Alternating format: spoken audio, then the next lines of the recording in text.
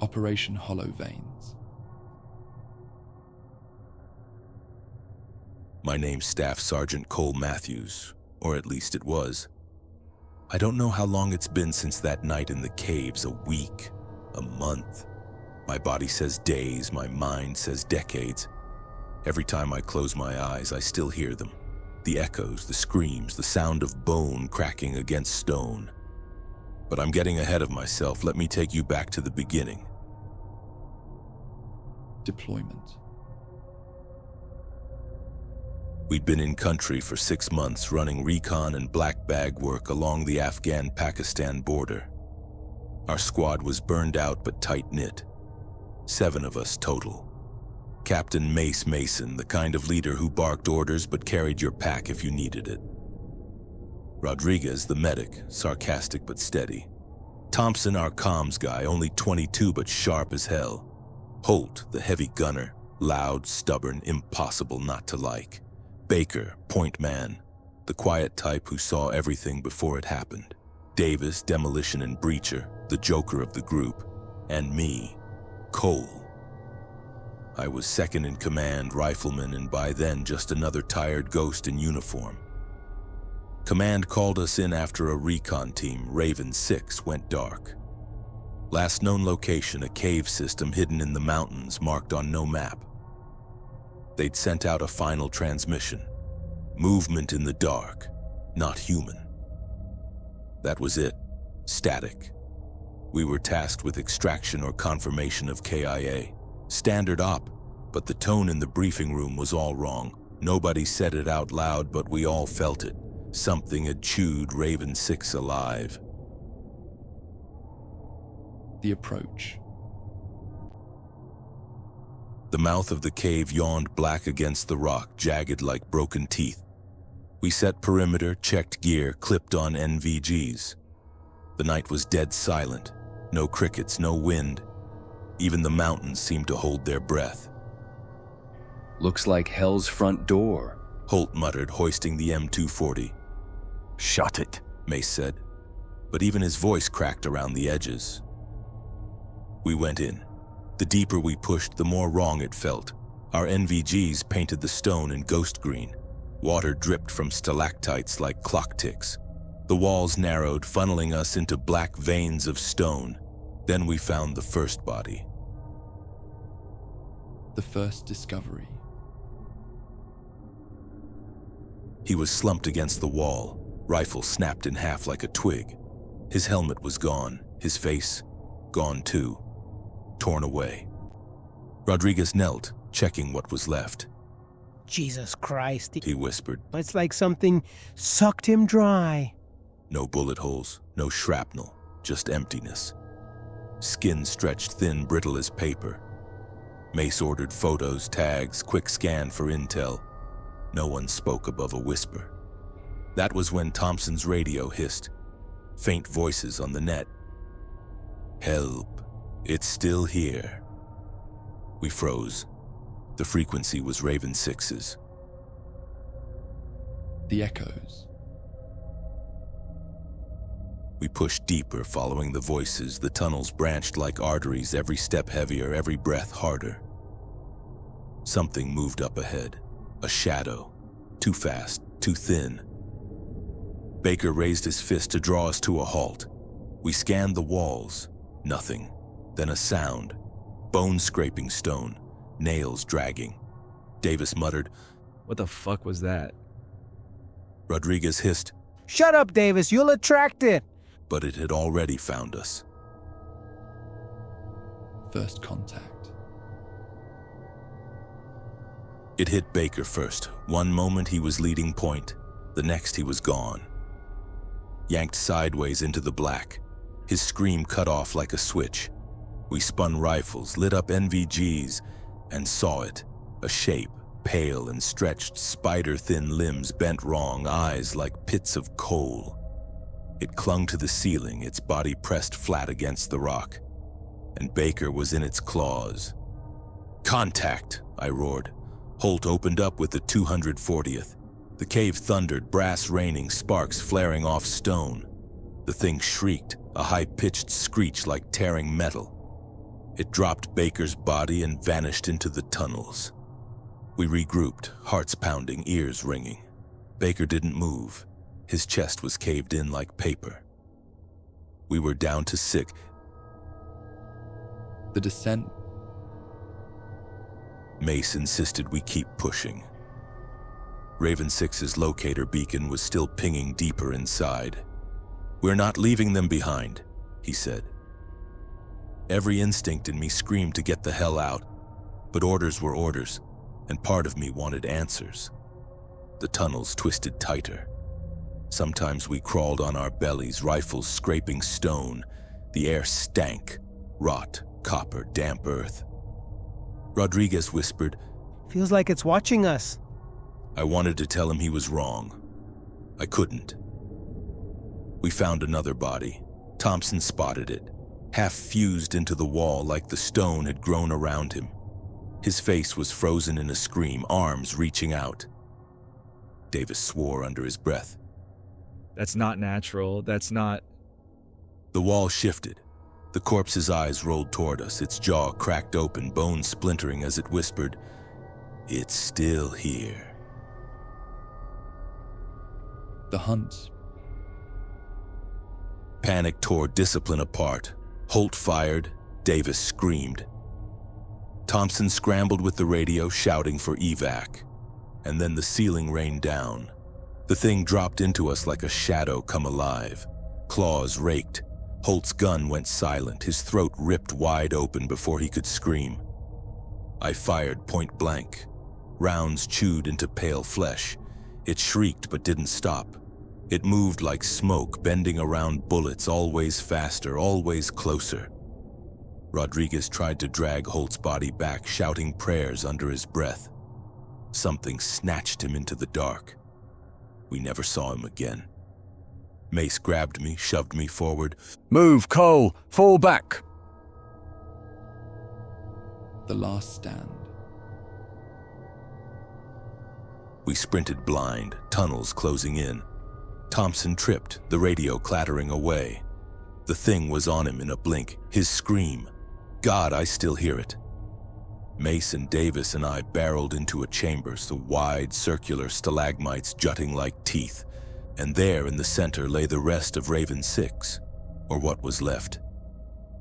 Bodies broken, bent, strung along the walls like trophies, faces stretched, eyes wide open, mouths locked in eternal screams. Davis vomited. Mace whispered, Mother of God! That's when the walls started to move. Dozens of them. Pale shapes crawling from cracks, slithering down from the ceiling. The one we'd fought wasn't alone. It was a scout. We were in the nest. The end. Davis pulled pins. Grenades clattered. He screamed at us to run, held the detonator tight. Mace grabbed my shoulder, yanked me toward a side tunnel. I didn't look back. The blast ripped the chamber apart, fire and stone collapsing. The screams of those things echoed even through the shockwave. I don't know how long I ran. Hours, maybe. My NVGs cracked, my rifle empty. Mace fell somewhere behind me. I never saw him again. When I finally stumbled out into daylight, I was alone. Bloodied, deafened, half mad. They found me 2 days later, wandering the desert, muttering about shadows. Command wrote it off as cave collapse, enemy contact. Officially, Raven 6 and my squad were KIA in action. But I know the truth. The caves are alive and they're still hungry. Operation Black Timber. My name is Corporal Daniel Riker, 3rd Special Recon Group. The brass say we were deployed to track an anomalous Russian bioweapon test. What we actually found was something older. Something that doesn't belong in this world. Only I made it out, if you can call this living. The briefing. We were pulled in at 0200, 6 of us bleary-eyed and already knowing it was bad news.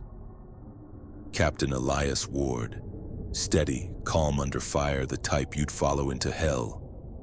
Miller, our medic, gentle even out here. Jensen, sniper, sharp-tongued but dead accurate. Ortiz, heavy weapons, built like a tank. Karpov, local liaison, Russian-born former Spetsnaz, never said much. And me, Riker, rifleman. Intel said a Russian patrol disappeared in the Ural forests, last ping in an area called the Black Timber. Satellite scans showed no movement, no heat signatures, like the place was dead. We were told, go in quiet, confirm what happened, extract. Ward ended the briefing with his usual line. Eyes open, don't think, don't blink, don't die. We all laughed, nervous laughs. The forest. We inserted at dawn. Chopper dropped us 30 clicks out, then gone. Just us, the snow, and the trees. And God, the trees, I've never seen anything like them. Tall, black trunks, bark smooth like glass. No branches until 30, 40 feet up. They looked burned but weren't. And the forest floor? Silent. Not a bird, not a fox. Just snow and those black spires standing like grave markers. Karpov spat in the snow. Kajortovles, Devil's Forest, he muttered. Jensen smirked. Yeah, great morale boost, thanks. We moved in. The silence pressed on us. Even our radios buzzed faint, distorted like the trees themselves swallowed sound. The first sign. About 4 clicks in, Ortiz found something. A Russian AK, frozen upright in the snow. The strap was still looped around a skeletal arm sticking straight up from the ground, fingers curled skyward. The rest of the body was gone, just the arm jutting like a frozen root. Miller crouched, whispering, What the hell?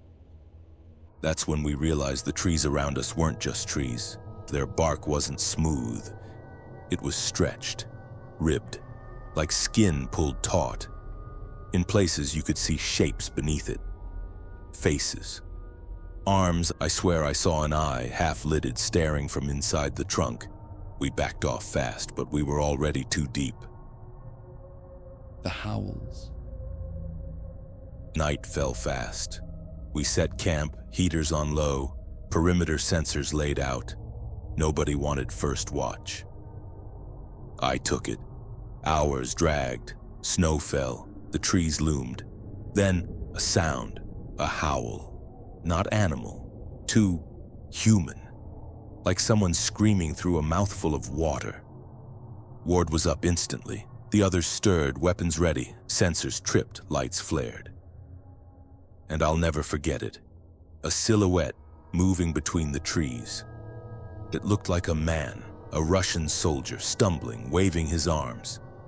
Hold fire, Ward ordered. The figure staggered closer. Snow caked his face. His skin looked pale, too pale. He fell to his knees, reaching out. That's when his body split down the middle, and something stepped out of him.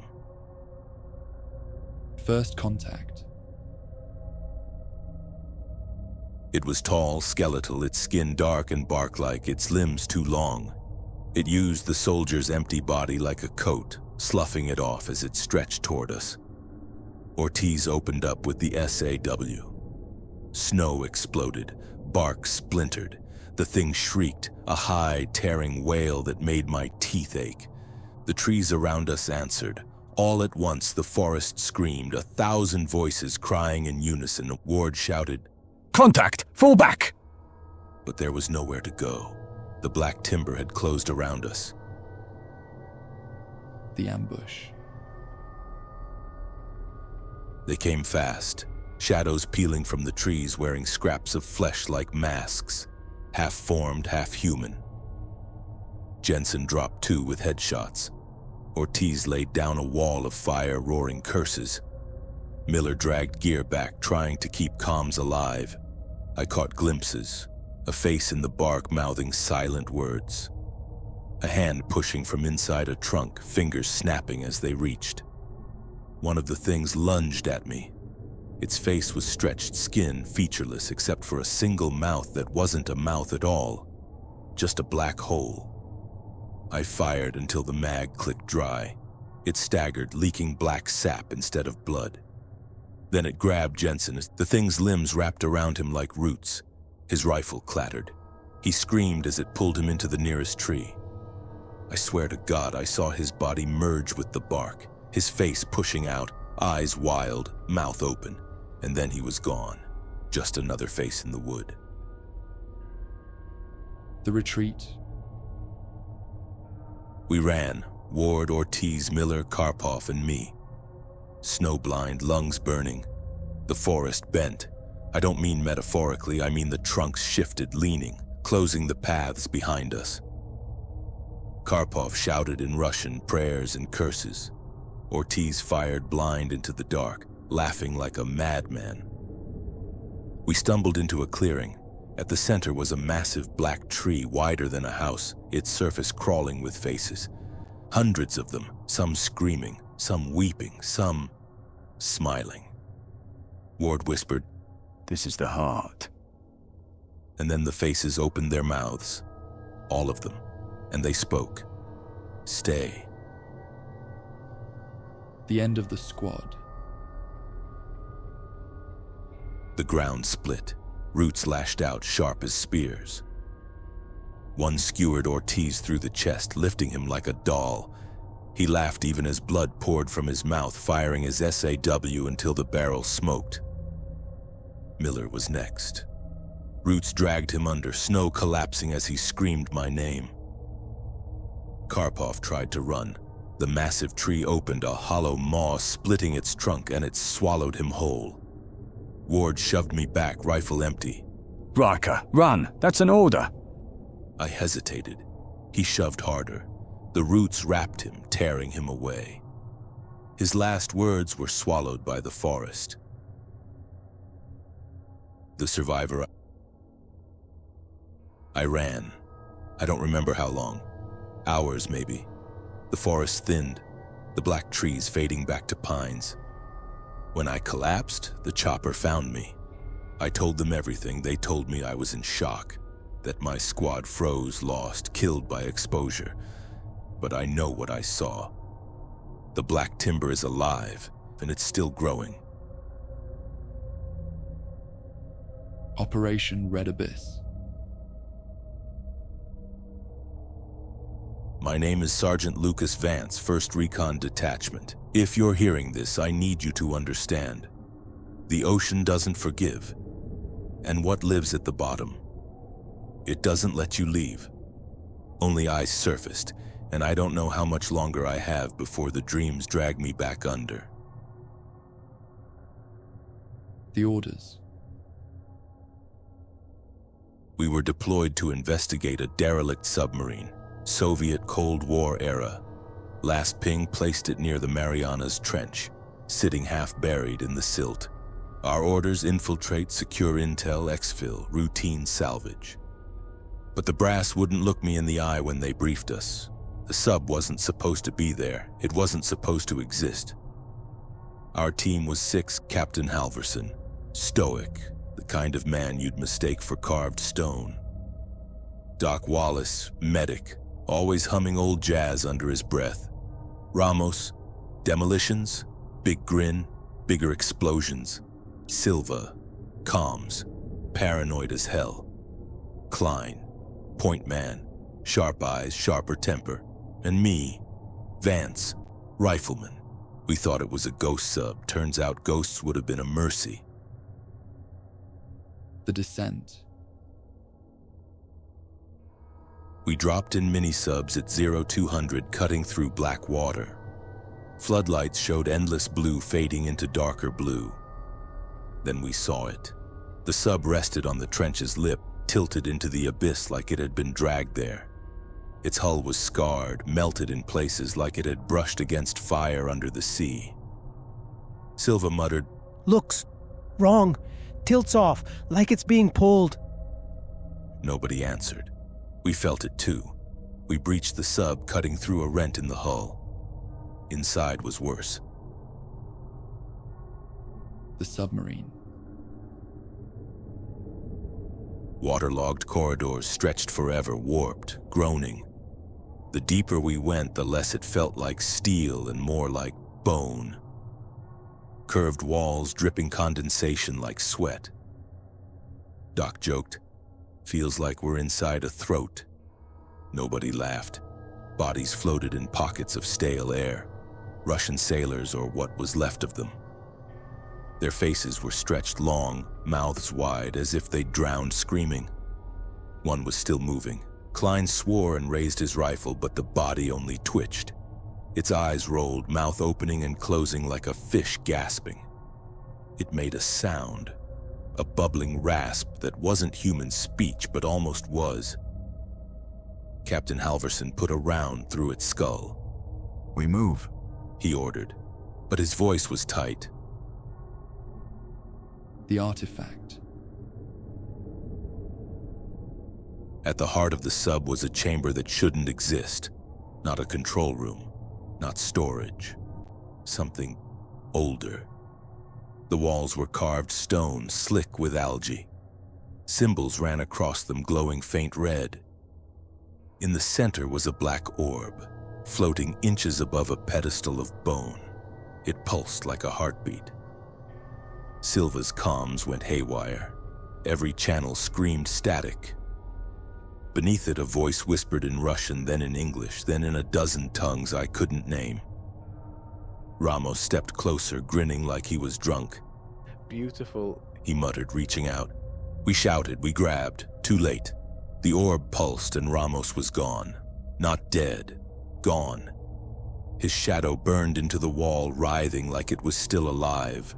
The sub groaned, the floor shook, and the water started rising. The thing below. We tried to retreat, but the corridors had changed, twisting, lengthening, swallowing us deeper. Something followed. At first we only saw ripples in the water, then shadows, then it.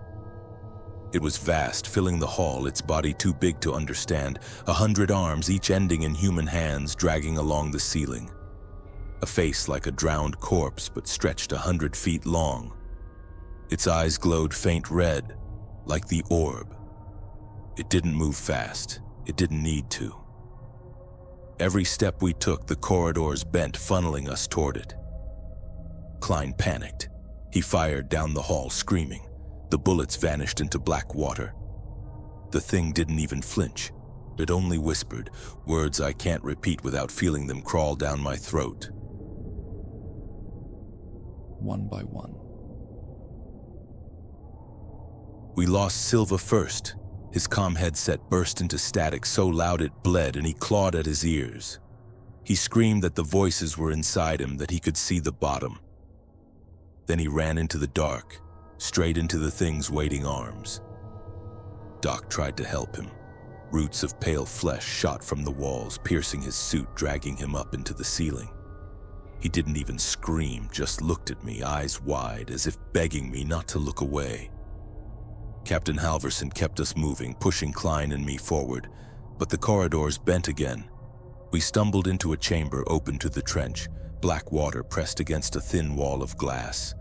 Outside, the abyss yawned, and in it, thousands of red lights. Not fish, not machines. Eyes, watching. The glass cracked. The last stand. Halverson shoved me toward the escape hatch. Vance, you get topside. Tell them. Burn this place to hell. Klein shouted, "We're not leaving you." But Halverson was already backing toward the chamber, rifle raised. His voice never wavered. This is as far as I go. The wall burst. Water crashed in. The thing poured through, arms wrapping Halverson, dragging him into the abyss. His rifle fire echoed once, then silence. Klein and I ran, flood rising, steel groaning. We reached the mini-sub bay. Only one vessel still worked. Klein climbed in first, turning to pull me aboard. That's when the water surged. Hands, pale, human hands, grabbed his legs, his arms, pulling him back. He screamed my name. I grabbed his arm, slipped, and he was gone. The survivor. I launched the mini-sub blind, tearing free as the red abyss swallowed the wreck. I surfaced hours later, shaking, half delirious. They picked me up, called me mad. But at night, when I close my eyes, I hear them. The whispers, the red lights. The sea is deeper than we know, and it's hungry. Operation Pale Sky. My name is Corporal Darren Holt, Recon Unit Echo 9. The others are gone. Their screams are still in the wind. I'm not sure how long I've been walking. The snow covers my tracks, the storm never stops. But every time I look back, I see shapes in the white. And I know it's following me. The mission. We were deployed to the Himalayas. A satellite, experimental classified, had come down on the Tibetan plateau. Intel said it crashed hard but survived mostly intact. Our orders: recover the core and retrieve the data before foreign hands found it. Simple, at least on paper. But the brass left something out. They didn't tell us the satellite wasn't ours, and it wasn't Russian or Chinese or anyone's. They'd tracked its descent. They'd seen where it came from. Not space, higher. The team. There were 6 of us. Lieutenant Graves, steel-jawed, mission first, the kind of man who made you want to follow. Nash, sniper, cool as the snow, always chewing gum. Cortez, heavy gunner, nerves of iron, temper of fire. Park, comms, quiet, always sketching little drawings in his notebook. Miller, medic, youngest of us, still had hope in his eyes. And me, Holt, rifleman, 29 and already too tired for any of this. We thought the mountain was our enemy. It wasn't. The wreck. We reached the impact site at dawn, or what passed for dawn. The sun was little more than a smear of pale light swallowed by the storm. The satellite, if you could call it that, wasn't like anything I'd ever seen. No panels, no hull. Just a jagged sphere of black metal half buried in the ice, steam curling off it like it was alive. Cortez tapped it with the barrel of his LMG. Looks like it burned through hell on the way down. Park's comms crackled, voices whispered in languages none of us knew. The storm howled louder, and then the sphere opened. The pale things. It split like a wound, metal curling back to reveal. Light, not warm, not golden.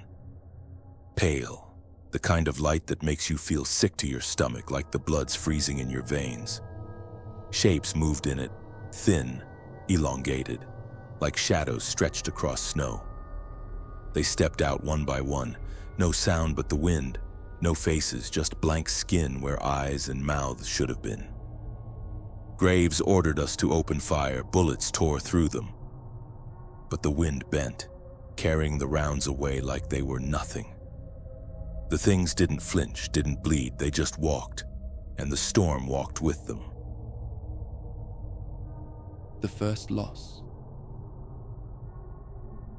They came in silence, but when they touched Nash, he screamed. Not because they hurt him, but because his shadow peeled off the snow and dragged him into the white. 1 second he was there, chewing gum. The next he was gone, a smear on the wind.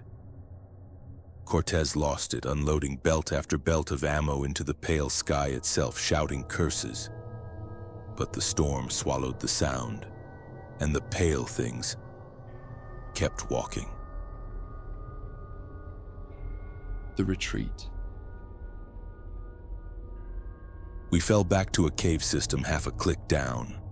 Graves tried to get bearings, but Park's comms were fried. He just kept staring at the static, sketching the pale shapes over and over in his notebook, whispering, "They're watching. Miller tended to Cortez. Frostbite had set in even though his skin hadn't been exposed. His veins looked darker, like something was crawling under them. By nightfall, Cortez was dead. His body froze solid in minutes, then cracked apart like glass. Inside there was no blood, only snow. The pursuit. The pale things never rushed us. They didn't need to. They stayed at the edge of vision, drifting through the blizzard. The storm thickened wherever they walked. Every time we tried to rest, the temperature dropped. Every time we spoke, the wind stole the words. Graves kept us moving, but each hour felt like we were walking deeper into a world that wasn't ours. Miller snapped next. He started laughing, eyes wide. It's beautiful, He said, and the sky's calling me. before we could stop him, he walked into the white. His body didn't sink into the snow. It rose, lifted weightless until the storm took him. The collapse. 3 of us left, Graves, Park, and me. Graves was determined, too determined. He kept repeating the mission like it was armor against what was happening. Park stopped talking altogether. Just kept drawing those same figures, filling page after page. His hands bled from the cold, but he wouldn't stop. The storm grew louder, louder than thunder, louder than gunfire. It wasn't just wind anymore, it was voices, thousands of voices layered on top of each other. We realized too late they weren't just chasing us, they were herding us. The core. At the heart of the storm, we found it, the sphere's core pulsing with pale light buried in the ice. The things stood around it motionless, heads tilted toward the sky. Graves raised his rifle. We finish this. He charged before I could stop him. The storm screamed, tearing him apart mid-stride, shredding him into 1,000 snowflakes. His blood fell as ice crystals. Park dropped his notebook and walked forward, calm as sleep. He joined the circle of pale things, tilting his head just like them. The storm swallowed him whole. The survivor. Now it's just me. I don't know if I'm walking toward safety or deeper into the storm. The compass spins uselessly. My rifle's frozen, my bones ache with every step. But I hear them in the wind, calling my name. The pale sky doesn't end, it waits and then it knows I can't escape. Operation Iron Crypt. My name is Lieutenant Marcus Hale, 2nd Special Recon Battalion. By the time you hear this, I will be the only one left. Not because I fought hardest, not because I was clever, but because the thing that hunts us decides who lives by what it takes. I don't remember much of my own life anymore. My name feels like a borrowed word. The mission. We were sent to an abandoned World War II bunker deep in the Ardennes forest. Officially, investigate unusual seismic readings and secure intel. Unofficially, the brass knew the place was cursed. Every team sent there never returned. The world forgot them. We were 6. Captain Rourke, fearless, stubborn, believed logic could conquer anything. Simmons, comms and surveillance, always jittery, always alert. Hayes, medic, soft-spoken, methodical. Lang, demolitions, big laugh, bigger temper. O'Neill, sniper, quiet, always scanning. And me, Hale, second-in-command rifleman. We laughed about it on the ride there. Ghosts of the Wehrmacht, Rourke said. I should have laughed harder because I didn't know the ghosts weren't soldiers at all. The bunker. The entrance was half buried in mud and leaves. Steel doors rusted, warning signs flaked away. Inside smelled like rot and oil, thick and clinging. Flashlights carved weak circles in the darkness. The corridors were narrow, claustrophobic, walls covered in peeling paint and strange symbols scratched in haste. We joked it looked like a set for a horror movie. We were wrong. The first sign. We found the first body in the command room, a German soldier or what was left of him. Skin pale and waxy, eyes wide, mouth frozen mid-scream. Simmons said, "Didn't they all die in 45? Hayes checked for pulse. Nothing. Then the body twitched. A hand rose slowly, fingers bending wrong, and it looked at us. Not with eyes, but with memory. I didn't understand at first. I only knew fear. The entity. We pressed further. Rooms twisted, corridors bent unnaturally. Sometimes a hallway would loop back on itself. Or worse, showrooms we hadn't entered yet, filled with personal belongings none of us had seen before. That's when it started. Whispers. Faint at first, then louder, almost conversational. They spoke of our pasts, things only we knew, things we hadn't shared. Lang laughed nervously. Great. Someone's hacking our thoughts. But it wasn't technology. The walls themselves seemed to pulse. Faces formed in the plaster, hands pressed through. Every touch burned, then left a hollow ache inside your skull. The thing fed on memory. First loss. O'Neill disappeared first. 1 second scanning a stairwell. The next, gone. We heard his voice over the radio calling our names, describing our lives, our fears, our failures. Then silence. A scream echoed from the wall, long and hollow. I swear it was him, but it wasn't. Simmons panicked, trying to follow the signals. Another whisper and she froze. Her eyes glazed, she walked into the wall willingly. Gone. Descent into madness. By the time we reached the lower levels, half the squad was gone. The walls changed constantly. Rooms multiplied, objects shifted subtly. Lang kept asking if we'd been here before. We had, and we hadn't. Every time we tried to leave, we found ourselves back at the same central chamber. At the center was a deep pit. The thing waited there. Not visible, but I could feel it. Every thought I had, every memory pulled like a string. Rourke tried to reason with it. We're soldiers. We're trained. We can... It stole his memories mid-sentence. His face twisted, empty, then collapsed like a husk. The hunt. It came for Hayes next.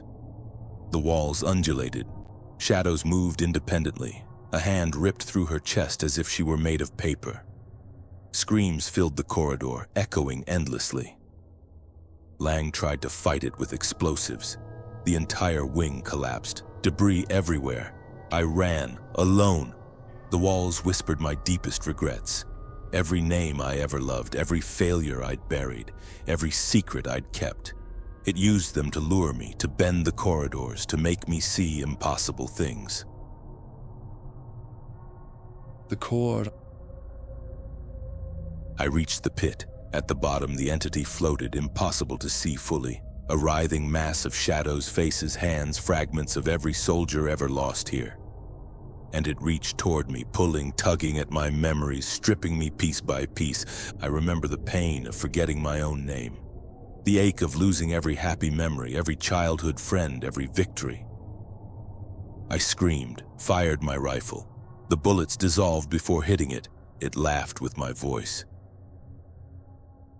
The survivors. I made it out, somehow. I climbed through debris, crawling into the forest above. But I am not the same. The thing followed me. Sometimes I remember my own family, sometimes I do not. Sometimes I remember who I am. Mostly I am just hollow. I write this because I fear it will come for anyone else. The bunker waits. The entity feeds. And I barely exist. Operation Blackmore. My name is Sergeant Adrian Cross, and I should be dead. Everyone else is. They told the brass we were lost to an ambush in the dense jungles of Borneo. They were wrong. The jungle didn't kill us. Something else did, and I barely escaped. The briefing. We were a special recon squad. 6 operators, a Captain Vance. Calm, authoritative, always one step ahead. Petrov, sniper, ex-Spetsnaz, ice in his veins. Miller, medic, always checking pulse, always calm under fire. Hawkins, heavy gunner, loud, brash, indestructible, so we thought. Nguyen, comms and tech, analytical, quiet. And me, Cross, point man and tracker. We were sent to extract intel on a downed drone deep in the jungles of Borneo. The drone's final transmission had been incoherent. Static-filled images of movement, unidentifiable shapes, and what looked like a massive maw tearing through the canopy. Command said, "Go in, confirm visuals, extract data, nothing else." The briefing room was tense. Even Vance didn't joke. Insertion. We dropped at 0200, chopper slicing through thick fog. The jungle below was alive, every leaf dripping water, every branch whispering in the wind. Petrov scanned the treetops. Too quiet, he muttered. Miller handed out night vision gear. I checked my rifle. Everything clean, everything ready. Hawkins laughed. Don't get eaten before breakfast, boys. We laughed. We shouldn't have. First contact. We hiked for hours. The drone's last GPS pinged near a river gorge. Mist clung to the forest like wet cloth. That's when the screams started. At first distant, then closer. Almost human but wrong. High-pitched, wet, tearing. We found the first body, local militia, torn to pieces, hung upside down from a massive vine, limbs twisted. His chest cavity was hollowed out. Hawkins swore. What the fuck did this? We moved cautiously, weapons up. That's when the jungle shifted. The leaves rustled unnaturally, the vines twitched, and it appeared. The monster. A hulking figure, easily 10 feet tall, body covered in sinewy tendrils, moving with impossible speed. Its maw was grotesque, rows of teeth like jagged obsidian. Its limbs were long, ending in claws that could rip through steel. It didn't roar. It whispered. We fired. Muzzle flashes lit the jungle, rounds tearing through branches, hitting nothing. It didn't bleed, didn't flinch. Just advanced. It struck Hawkins first, snatched him with one claw, snapped him in two like a twig. I saw his eyes widen, then nothing. The hunt. We scattered, only to regroup deeper in the gorge. Nguyen's radio went haywire, static voices shrieking, whispering our names. The jungle seemed to lean in, alive, shaping paths toward us. Petrov tried sniper shots. The beast dodged, moving too fast to track. Miller patched minor wounds. I tracked the sound of movement, trying to predict its path. Vance barked orders, pushing us forward. Keep moving. Don't stop for anything. We came to an ancient, overgrown temple. The drone had crashed here. Vines choked the stone, the walls carved with primitive symbols. The air smelled of decay and something older. The temple is... Inside, the drone's remains were scattered, shredded. Its cameras still twitched, recording something. Then we heard it, a low rumble vibrating through the stone. Shadows shifted unnaturally. Tendrils slithered along walls and floors. The black maw had followed us. Petrov fired into the shadows. Rounds tore through vines, but they only slowed it. Miller tried sedating gas. Useless. It attacked from above. One moment Vance was leading us down a corridor. The next, a tendril smashed him into a wall, cracking his skull. Blood and bits of bone sprayed. Breaking point. We fled into a chamber deeper inside, finding strange carvings of creatures, mouths open, tentacles writhing. Nguyen screamed. It's not just hunting us. It's learning. The walls began to pulse. Each pulse made us dizzy, disoriented. Every step forward made the corridors bend back on themselves. Hawkins and Vance were gone. Petrov was trapped between tendrils. Miller was screaming as vines crawled inside his suit, wrapping around his limbs, crushing his chest. I kept running. My rifle jammed. I tripped through a side passage, falling into a subterranean cavern filled with water and bones, human and animal, decayed and intertwined. The abyss. The black maw descended. Its whispering voice filled the cavern. Each tendril lashed out, smashing rocks, ripping through stone. I saw the faces of the dead in its sinews. Men, women, animals, all pressed into its body, writhing in torment. It grabbed Petrov next. I shot. It didn't matter. It crushed him, body folding, screams echoing in every direction. I ran into the water. The cavern was deep. I dived, lungs burning, hoping it wouldn't follow. It did. The last standing. Underwater, I found a small air pocket. My mind raced. The black maw's whispers filled my head. Names I recognized. My childhood, my parents, my friends. Every memory it pulled, it twisted, showing me visions of failure, pain, and death. I could feel my sanity slipping. I surfaced in another chamber, tendrils lashed, stone shattered. I grabbed a pipe, swinging blindly. One tendril wrapped around me, crushing my shoulder. Pain exploded. I kicked, struggled, ripped free. I was losing half the skin on my arm, and it was everywhere, above, below, inside my mind. The escape. Hours later, days. Time lost meaning. I found a collapsed tunnel. I crawled, broken, bloodied, nearly blind from exhaustion. Finally, the forest opened. Sunlight. Birds. The jungle looked peaceful, like nothing had happened. I staggered to the extraction point. The chopper found me, alone. I told them we were ambushed. The official report called the Black Maw an unknown predator. But I know the truth. It's still in the temple, still feeding, still learning, and I barely survived to tell you. Thank you again for tuning in to the Eerie Archives channel. And as always, don't forget to like, subscribe, and comment what you'd like to see in the next video. Until next time, stay eerie.